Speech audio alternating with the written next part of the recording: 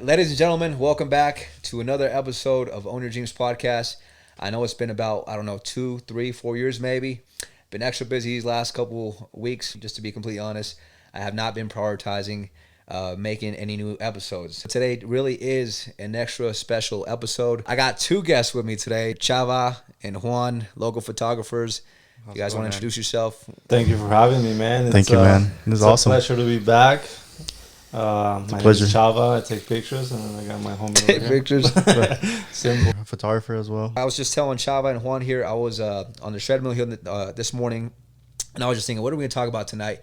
And I kind of just jotted down a couple ideas that I think maybe we can all contribute to and we can all kind of relate with one another. And we can start off with one of the first ideas. These are just quick thoughts that I typed down really quick. So first one I wrote down is that everything in life has a cost. Most people in today's day want what they want without paying the cost. They want something for nothing. I don't know. I mean, any examples that you can kind of relate to as far as like a moment where you may have wanted to go after something, but you kind of had to choose between pursuing this thing that you want in exchange for whether if it was comfort at a job, in a relationship. You got to sacrifice something for you to go after something that you wanted, something that was a really hard decision, but you know, life's about sacrifices. Yeah. You want to go first? Yeah. I mean, there was a time where with college, I was just getting my associate's degree at TMCC. I really had no plan. I just kind of went at it because of my parents.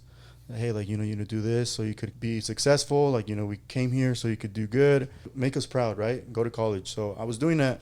And then photography was kind of lingering around there, just doing little shoots and delivery driver. There was a point where I was like, well, I'm broke. I'm going to college.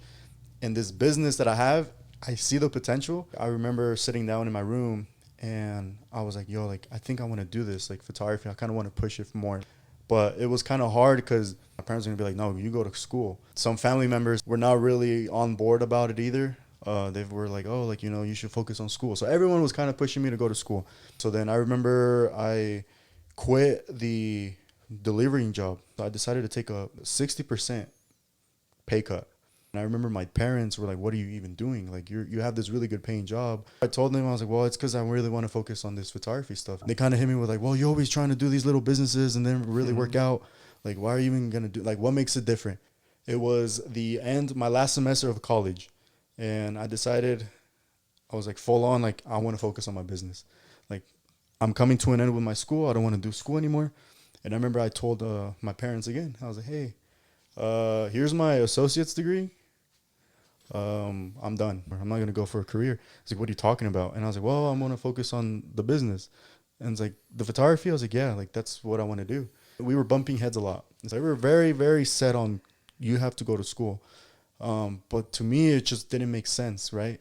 Well, I think also no one's going to see your vision the way you see your own vision, right? And if you truly believe in something, you're willing to do things and people might not see it. But then it also doesn't mean that, like, your parents came from a bad place. Like, they obviously want the best for you. And at the time, it didn't make sense for them, but you had the vision and you made sacrifices and it turned out to work out. But at the end of the day, it's also like they were looking out for you. In a way, Exactly. It's just like... And then that's one thing that I will say that, like, I do a little, I regret a little because I didn't see it like that when I was young. I was 21. I was like, but there's no excuses now. Like, I look back at it and I'm like, okay, like, now obviously we're here now, but at the time, like, I could have maybe approached it a little bit different with my parents. Could have, but you didn't know that that's the way they were coming from. Your perception was completely different. So as long as you were doing your best, then that's all that matters. And I'm sure they were coming from a good place. At the end of the day, I think life is about growing pains. It made you grow as a person, but I'm sure it made your relationship with your parents grow that much more too. I mean, if you think about it, mom and dad have always looked out for you since a kid. You're only child, right? Yeah. I've seen the way your mom treats you, man. Your mom she loves you. I think that's one thing about Latino households is. Your mom sees you as a baby until you pass. Honestly, like, my mom still treats me like she treated me years ago. She still, cooks for me whenever she comes around.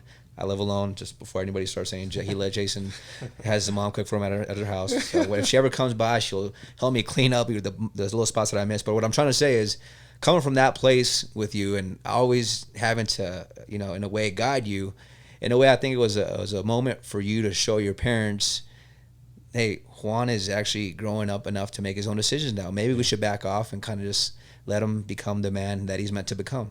Yeah. If it weren't for that, you guys' relationship probably wouldn't be as it is today. Your mom would still be combing your hair. You'd probably have a comb over right now. I'm sure it'd probably be tucked in. Actually, it is tucked in. No,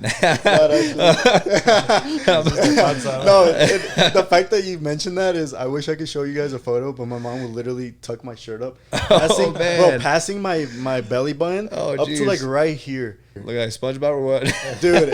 Juan goes back home. He's like, everybody likes me, dude. Everybody laughs. Even your mom's laughing at you when she gets done pulling your pants off. Look at this guy. No, but that's a huge sacrifice, man. I mean, the fact that you were willing to do that much, but thank God everything worked itself out. Yeah. 2 years later, your business is booming. Looks like you're still continuing to grow. Yeah, Mom and Dad and you guys look like you have a great relationship still. Oh, yeah. So you weren't doing this to harm anybody. You were just feeling like this is what your calling was. And honestly, I mean, it shouldn't bother anybody. If you go unfailed and you fall flat on your face and you deal with it, I'm sure. So I see where you're coming from. But that's a huge sacrifice. Yeah. What about you, Chava? Can you relate in any kind of way? I thankfully always had the support of my mom. You know, she was always very supportive. Even though there's always a little tension when, for example, I was working and making my secure paycheck every 2 weeks, and then having the business, it picked up a little bit to the point where I was like, damn, I can consider. I just saw this guy. Come on, bro. Excuse me. Come on, man. That was a joke by Chava. I didn't even realize that thing was there, man. That should look so cringe. I'm like, who the hell is this guy? This was a 3-person podcast. When did this guy show up? No, it was some perfect sight over there. Bro. People gonna be looking at it like, why the hell is there a poster? They're gonna think I'm fucking conceited, man. He has like 10 of those all around the house. My cousin made that for a bodybuilding show, and it was laying here, and he put it out. I'm like, bro. I walked in here, I'm like, damn, this was really obsessed with himself. Sorry to interrupt, Chava. Sorry to interrupt. It's all good. No, but I was saying when I started to get a little busy and I started to consider leaving my job, even then, it's like your moms look out for you, and my mom was like a little bit unsure about it, just because like they don't know the numbers exactly, but they know that you get this secure paycheck every 2 weeks, and we had a little tension there. But then, same like Juan said, I was like, I know the numbers, I have the vision, so I'm gonna just go for it. And at that point, my mom was like, well, if that's what you want to do, you can go ahead and do that, you know. But I remember the first week, sometimes as a photographer, like most of your work comes on the weekend. And a few weeks after I left my job, I'm just at the house, and like my mom was seeing me like just at the house, like I wasn't going out to work. And then I could see a little bit of like, oh, like you're not gonna work today? I'm like, no, I don't have anything today. I'm just gonna do this other thing. See your potato chips, huh? And then tater tots. But then she didn't know, like during the weekend, like I was making my week's worth, right? Like just working on the weekend and then editing during the week, things like that. But after sometimes she understood that it's a little bit different dynamic when you're like self-employed like that. Sometimes you're working, sometimes you're not working as much. But she was supportive, thankfully. But I did go through a phase where like from the moment I got to this country, like I started working, and I worked nonstop for like 6-7 years. Photography kind of fell into my lap, but I never really considered it to be a full-on business, so I was just kind of doing it on the side. But my job was my job. I was just doing that. But then the sacrifices really came when I started to get more busy with photography, and then still having to work a full-time job. And my job was like a little bit physically demanding, to the point where like I would get off work and just be freaking exhausted. But, you know, there was this other thing that I wanted to do. And so sometimes people ask me like, oh, like you're never out, like you're never like doing anything else. I'm like, I'm going from work to work, really. And so I sacrificed a lot. And I remember very clearly, like I used to post a lot on Twitter back then. And then I would just see everyone on Instagram just partying and just out there. And I'm over here at the house working, because the only time I had was after work to edit and then to do other things. And then I remember I made this tweet. I was like, dude, these sacrifices that I'm taking, they're going to be worth it. One day it's going to be worth it. and I would be up until like 2, 3 in the morning, and then having to wake up at 8 and go work 8 hours, and then kind of just repeat over and over for a couple of years until I decided to take that leap of faith and then just focus on my photography business. But those 2, 3 years where I was just grinding, I still look back and I'm like, how was I doing all of these things? Like, I don't even know how I was able to do that. Honestly, like looking back, I was getting so much shit done on my photography business, but then also I still was as good of a worker as I ever was working for the company that I was working at. So it just took a lot, and I think those sacrifices really set me up for the way that things are right now. Like sometimes people, like Juan said, they're like, dude, it must be so freaking cool to be a photographer. Like you guys can go snowboarding whenever, you guys go to the rodeo all the time. And I'm like, well, it is cool, but it takes a lot to get there. And if I didn't take a couple of years of my life sacrificing the way I did, I would have never been able to do it, you know? So it's not like you sacrifice outings, social gatherings, basically your entire social life. When it sounds like you just worked all the time. I remember when I became friends with Juan, that was when I started going out, and I was already 25, 26. He was a bad influence. Yeah, he was the bad influence, and he still is. And You're telling me somebody with his pants up to his belly button was influencing you in a bad way. What does that say about me, huh? Hey, maybe he had packs of who knows what tucked in there, man. And even for those couple of years, I was 27, I was 28, and I did enjoy a little party phase. And you know, when you're 28, 29, and there a lot of people out are just 21, 20, 22, you know, and they're like, oh, you're so old, like what are you doing here, you know? I was like, I never had my early 20s. I didn't have my early 20s like most people do, and I don't regret it at all. I'm like, I did what I had to do, and now if anything, I'm able to enjoy myself a little bit more because of those sacrifices I did early on, you know. You made things I guess in a way harder for yourself early on so they can be a little easier for yourself now. Right.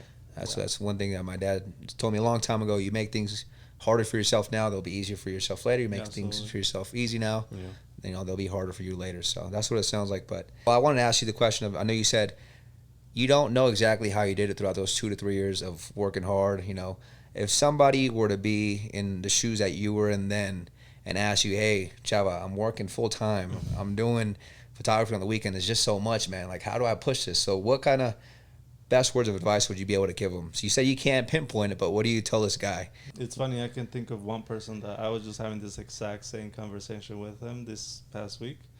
He has a full-time job and he's doing the photography stuff on the side, but he's like, I'm stressed out, like I can't get shit done and this and that, and sometimes I can't make it to the gym because I have to do this photography thing. And in a way, giving the advice feels kind of like, is this even good advice? Because I'm just like, just do it. Like, you have to do it. If you have to stay up late, you have to do that. You have to make the sacrifices. But it's not like I'm disregarding his situation and not giving him advice. But that's literally what I did. Mind over matter. Like, you have to train your mind to always look for a positive outcome. So instead of being like, I get stressed out or I can't do this, is that you have to find ways to get it figured out. Your mind is very powerful.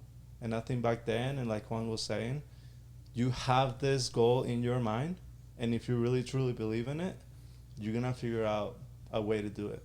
And I think that's what happened to me, and I think that's what happened to Juan. I agree 100%. I mean, sometimes I feel like people consider the situation too much. They get caught up in their emotion, and you do have to disregard a lot of those things just to push forward, because what is sitting here and dwelling on, oh my God, this and that, keep doing that for the next 2, 3 days, 2 weeks, see how far that gets you. You say you want to make progress towards this, right? Is you being all emotional and crying about it, doing anything to move you forward? If not, you do have to disregard it. I know it sounds kind of cold, but either you do it or you don't, period.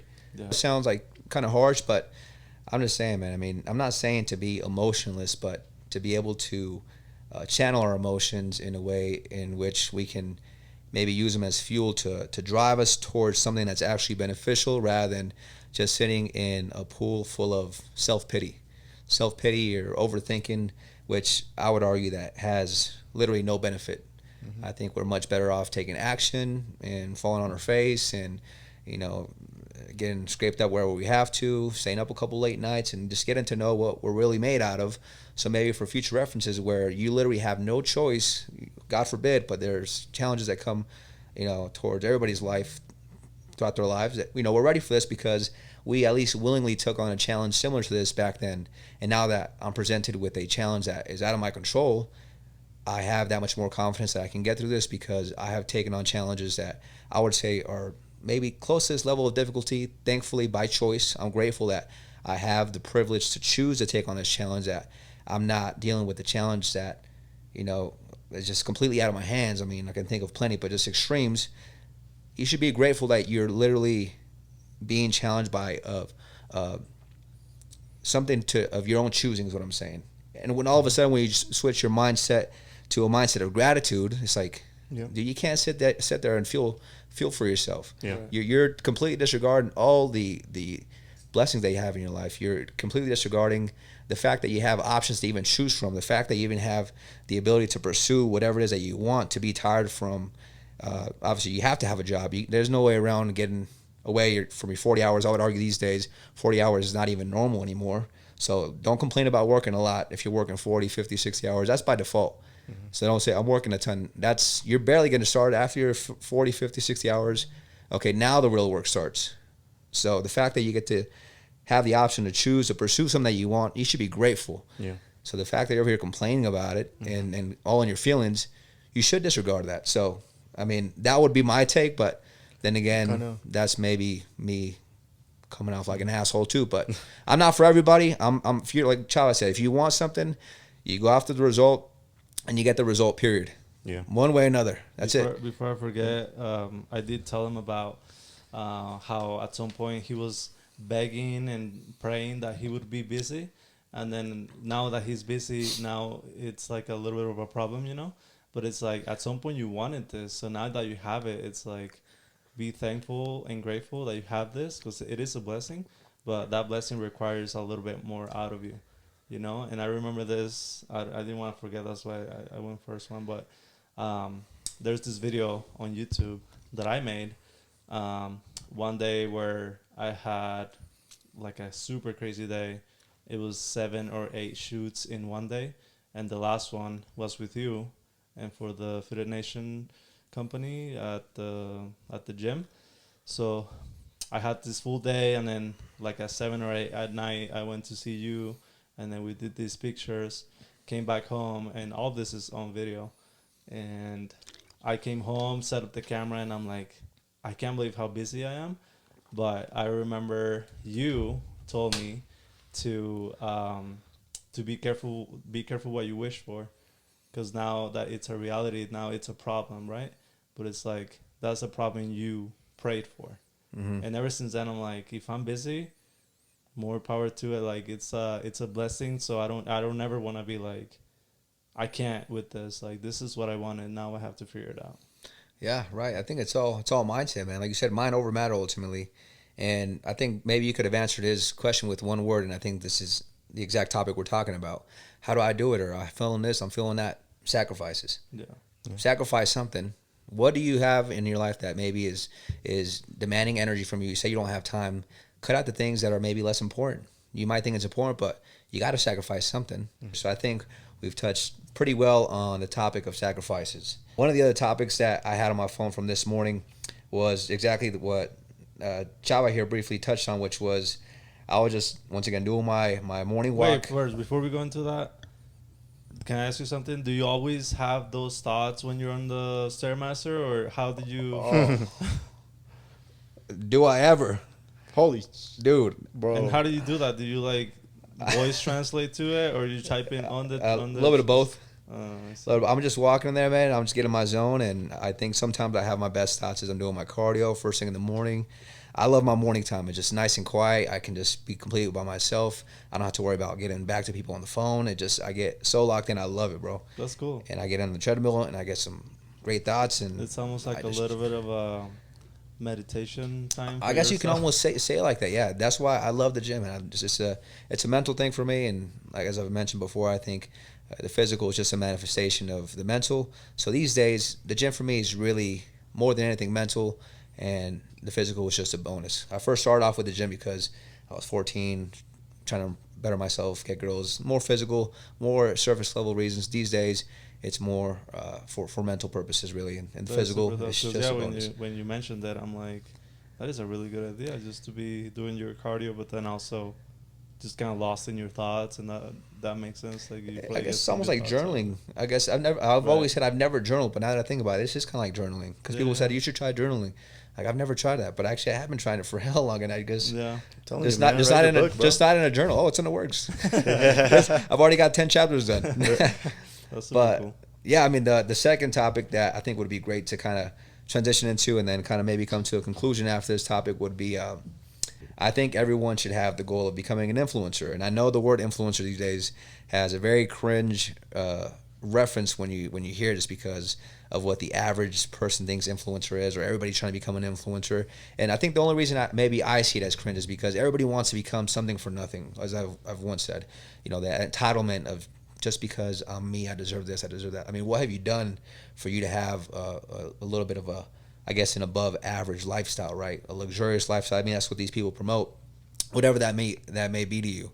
What have you done in exchange for you to actually be worthy of living this life? Just because you're you, just because you look a specific way, and I guess some people do get away with getting into these this lifestyle by the way they look, models and stuff. But that's only a select few. But I think everything requires work, some kind of sacrifice, as we touched on. But yeah, so everyone should have the goal of becoming an influencer, not an influencer like on social media, but an influencer of themselves, of all the decisions that they make, influencer of their emotions, an influencer over their temptations and distractions. And naturally, as a byproduct, you will start to influence the people around you without even having to say anything, or honestly, even try. You'll just do it by simply being. And I think that's where I think most people get it wrong, or I think in my opinion, have a wrong approach to it. Is they try to start without here. Like you said, it all starts from within. If I want to be higher value as a realtor or as a photographer, I gotta sit in the lab. I gotta learn. I gotta sharpen my saw. Sharpen my skills. So that way, when I go out into the shoots, into the field, whatever it may be, it shows the work that I've been putting in behind closed doors. But that's the thing that most people have a hard time doing, is like they can't sit with themselves and just do the work in the dark. They need acknowledgement, they need validation, and that's why you see people doing the most to post anything and everything, even if it's not even aligned with what they're really doing. And I think at the end of the day, just they're shooting themselves in the foot. But ultimately, if you do the inner work, I think all this other stuff that I think people maybe are out to get will kind of naturally be more within hand's reach.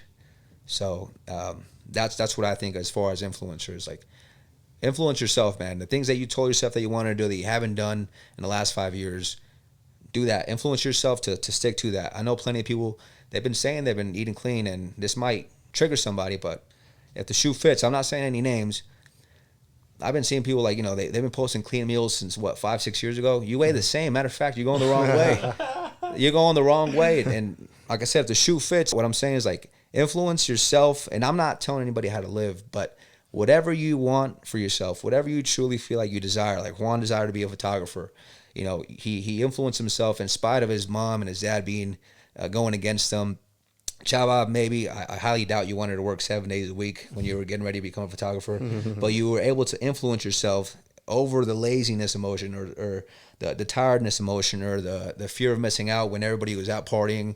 You still influence yourself to say, you know what, hey, lock the hell in because this is what you want. That's what I mean by being an influencer over yourself. And then naturally people see you, like, after all this work that you guys did, behind closed doors, it comes to light.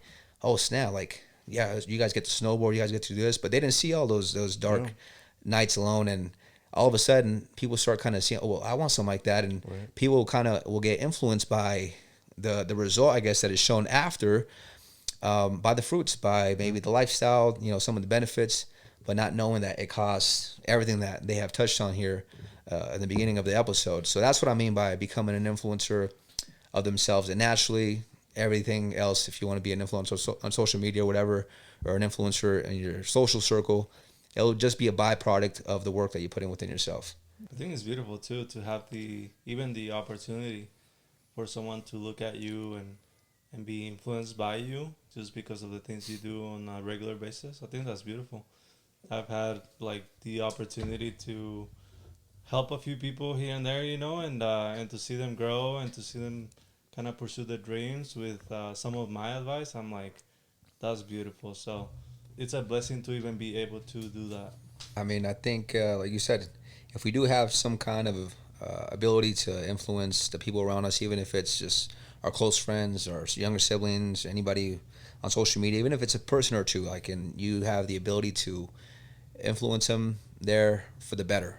Right. I think that's one of the great things that we can do. One of the greatest things that we can do for one another, just show each other better. If I'm doing just the best that I can of this day, as of this day, and I'm just living and growing. And 5 years from now, I'm sure I'll have a lot of new ways I'll go about things. But at that time, that's the best that I know then, and I'll just continue to hopefully expand my mind that way. I'm always open to grow, and anything that I come across that I think has been valuable to me, I hope I can share it with the people around me in a way to just try to help them, as I hope that they can see it the same way for me. Share the things that you have learned and that have provided great value to you guys in your guys' life. Share it with me. That's what we're here to do, to help one another grow. And ultimately, I guess if I were to have any kind of objective with what I post, because I post the same thing every day, like you said, the food, I post the same stuff every day. Jason, can I say this? Go for it. Jason's making the tater tots over here, and he's like, "Damn, I wonder if people ever know." I didn't say I wonder. I said I'm gonna let you guys in on a secret. No, I forget the way he phrased it, but he made it seem like it's a secret that he's a foodie, like he likes food and stuff. I'm like, I feel like everybody knows that, bro. That is no secret. Okay, every time I see you, man, you're out there eating some sourdough. You're consistent, You're always posting your meals, 4 in the morning. I mean, what happened right now when you were trying to show me a photo from October 2023? He's like, man, this all looks the same as right now. Like, I gotta change something up.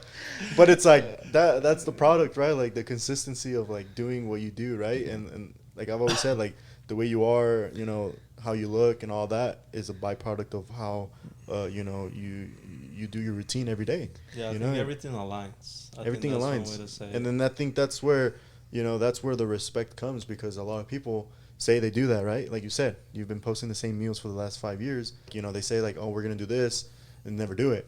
I'm going to go buy my house in 5 years, and never do it. Going to what I was saying about before the tater tot example, before Chava put me on blast. I got you, bro. You let the whole world know I'm a foodie now. Now everybody knows. Someone's gotta do it. Now everybody knows, man. That was supposed to be top secret, but now everybody knows I'm a foodie. But so funny. The biggest thing, I guess my biggest objective is I love my day-to-day basis, my day-to-day routine, but I want to show how beautiful the routine is, man. I don't want to show like everything that little highlights that we're just talking about, man. These things that are just small glimpses of people's lives. Like, how can I show the beauty behind the grind? I love the grind. I wake up 4 a.m. every day, go work out every day. And how can I do these things that most people would hear? And like, if somebody were to tell you, okay, you're going to start a new, I don't know, say life coaching with me. You got to wake up at 4, hit the gym at this time. You're going to eat this. Every single day you got to eat the same stuff. But you got to be in bed by 9:30. People don't do that. You're crazy, bro. Well, that's what I'm saying. Just somebody would hear it and be like, dude, it sounds like hell. But how can I paint it in a way, and I genuinely mean this, that's why I do it every day, to where, dude, I just make it look that good. Like, and not to sound arrogant, but like I just enjoy it so much, like an energy thing. Like, dude, how the hell you walk around with that energy? Like, it's honestly because of the routine. Like, you make it look good. Like, dude, the way you're waking up at 4 a.m. with enthusiasm and excitement, and it makes me want to try it. What the hell is in the secret routine? And there's no secret routine, but what I'm saying is I want to make the grind the highlight. How do we make the day-to-day things that most people dread and complain about? Going to the gym on Saturday nights, Sunday nights. I've been going to the gym on Saturday, Sunday nights since 7-8 years ago. At first, it wasn't easy, fear of missing out. All your friends are doing this. These days, I see it, man, and I'm like, thank God I'm at the gym. Like, I just like, man, that looks dreadful, as I'm literally just dripping in sweat on the Stairmaster. There's no more alive feeling than just getting up, getting moving, getting just present, and, that runner's high. Chava's always running. It's almost the same thing as I'm on a Stairmaster when I'm working out. There's no better feeling than that. I just feel so alive. In comparison, so if you really think about it, when you're out drinking, in a way, it's the opposite. You're literally numbing yourself, and you're kind of turning down your consciousness to where it's like the opposite of aliveness. And only someone will be able to get exactly what I'm saying here. but it's a reality. I'm really like fully awake as I'm on the treadmill or on the stairmaster, because I gotta go against, going back to being an influence over my emotions. You know that voice that's telling you to stop. You literally have to have your own voice say, "Shut up, we're gonna keep going." And that is just that feeling that just of being conscious and present and alive. I'm choosing to lead the life that I want to live. Well, obviously, just on the treadmill, big deal. But when I get home, it carries over to, okay, I'm craving a ton of sourdough, which is sometimes I slip. I'm human. But no, we're going to choose this today. And it's aligned with the goals that I have. Okay, I'm going to go to bed. At this time, I wake up at 4 a.m. I don't want to make my calls for the day for work, but I'm going to do it anyway. It's just a domino effect. And I try to do it as much as I can every single day. Next thing you know, you look back a year, 2 years, you drop 20 pounds.